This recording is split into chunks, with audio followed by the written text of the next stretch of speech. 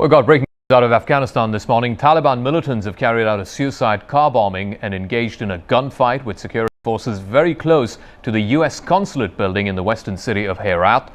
Afghan officials say an Afghan translator who worked for the U.S. Consulate was killed, but Robert Hilton, he's the U.S. Embassy spokesman in Kabul, he says he's got no information about the translator being among the victims and that all consulate personnel are safe and have been accounted for.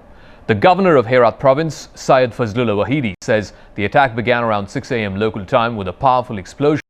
The car bomber detonated the explosives barely 60 meters away from the consulate compound. Other militants then began firing on security forces. Qari Yusuf Ahmadi, who is the spokesperson for the Taliban, has claimed responsibility for the attack.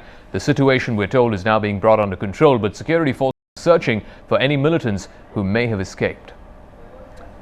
Let's try and get the very latest on this situation. Speaking to our correspondent Maiva Bambak, who's now joining us on the phone line from Kabul. Tell us what's the latest. Can you confirm the death toll for us?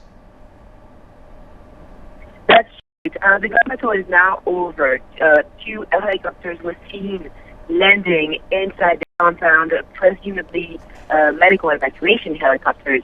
The U.S. Embassy, as you mentioned, said none of the U.S. staff was injured. It appears the Taliban managed to breach the consulate perimeter, but only partially, engaging security guards, but never managing to reach the staff of the consulate.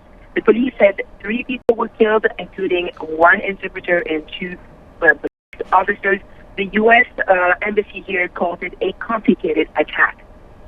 Maiva, how do we see today's attack? Is it an incident in isolation or is it part of a pattern? It's been a pretty bloody summer in Afghanistan already.